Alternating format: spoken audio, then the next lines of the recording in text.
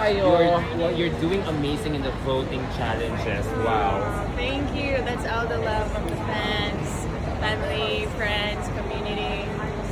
If you will have it your way, which voting segment would you like to get in, through the audience vote, or the runway challenge, or as a runway challenge winner, or as a portrait challenge winner? I would choose the one that would give me more visibility, and I would be able to voice up for those that I stand for. Whatever it is. Either way, May it no. be. Yes. Do you feel it already that your name will be called in the top 8? Yes. Yes. Top Definitely. 10, top 5, top 3. Wow. What's the strategy for tonight?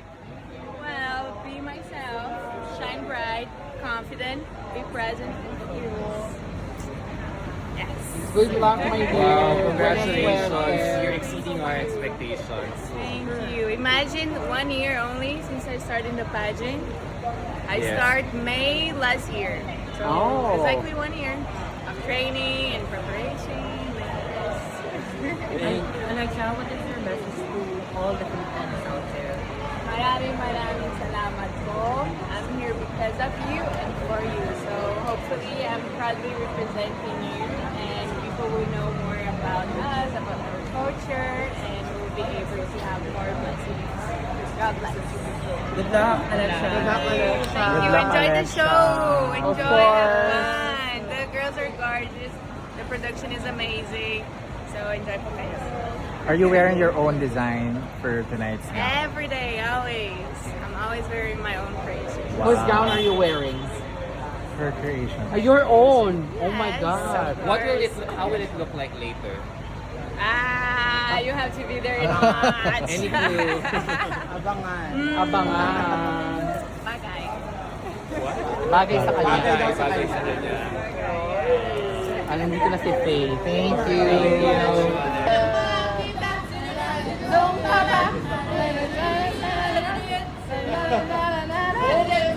Wow. It's a final countdown. Wow. Ano to? May Laro. It's a final countdown. Everyone.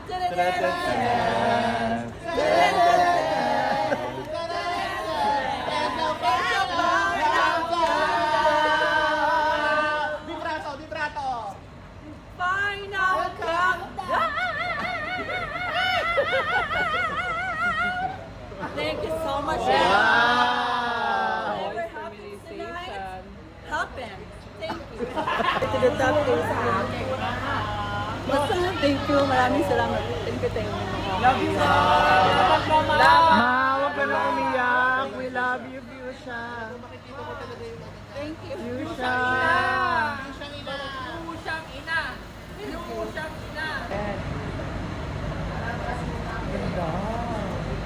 Pakikita nyo na sasaksihan mo tayo tonight. Live without commercial break. Ang ganda ni Gazini sa pula. Gazini! Mabuhay ka! Mabuhay! Lumaban ka, guys! Laban ni Day! Wow! Wow! Wow! Gazini, first and foremost, mag-campaign ka muna para sa finals na voting.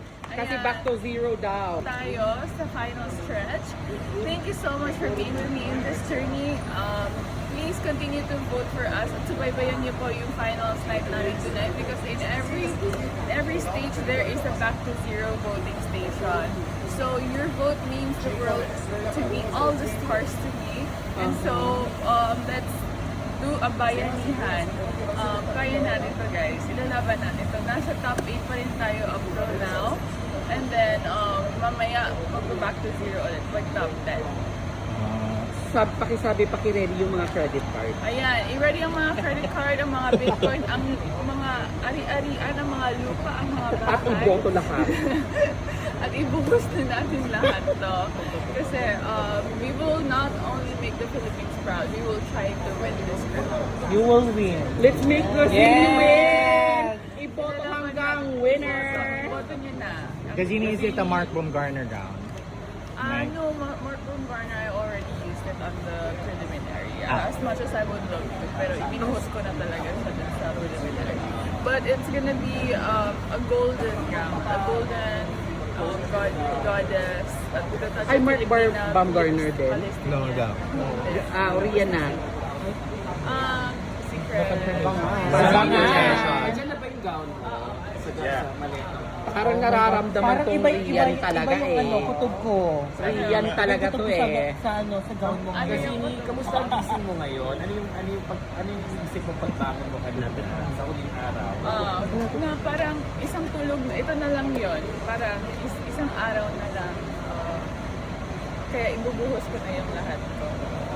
Mag-sleep na ako doon, magta-tablet na ako. Gawin na ang lahat, Inday. Ayan na si Gabriela. Hands up, Gabriela. Gazini, good luck. Good luck. We're sending you positive God bless vibes. you all. Yes. Laban, Pilipinas! Mananalo ka! Pinakamaganda, ma'am, yung gabi. Isipin mo yan. Bye, Gazini! Mabuhay ka! Tapos, ano pa ba mga takeaways ko? Na maganda ka. It's all about the show. Kasi heart evangelista ka. Oh, hindi. Mas maganda ka sa balat-balat Sa bare face. Their face version Yeah. ko yan. Hindi naman sa gano'n. I mean, beauty is very subjective. It's more about, I love that I was able to close the chapter of what I was fighting for in pageantry. Ever since I joined Century, ever since I joined Miss Universe Philippines, di ba finally, a trans woman was able to compete and be included in this kinds of pageantry. And not only me, dolls around the world. So I was able to fulfill my purpose in pageantry. And whoever comes next will have a better space than what we've opened. So I was able to open the doors a little bit wider for the next generation. Okay, what's your thought about the scores that are below 5? Of course, it's unfair. Kasi everybody, I mean, let's be honest that we paid.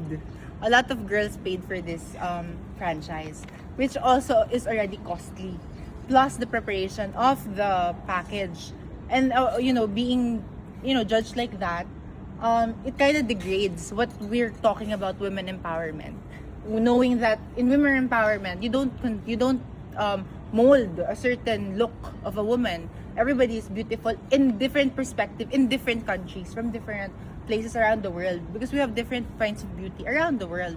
But knowing that it was judged in a certain mold by a person, so especially a guy, so it feels a bit degrading for them. But then also I understand because it's part of their job.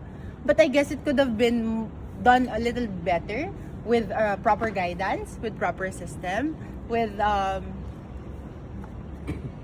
proper identifications of what is their purpose with each judge.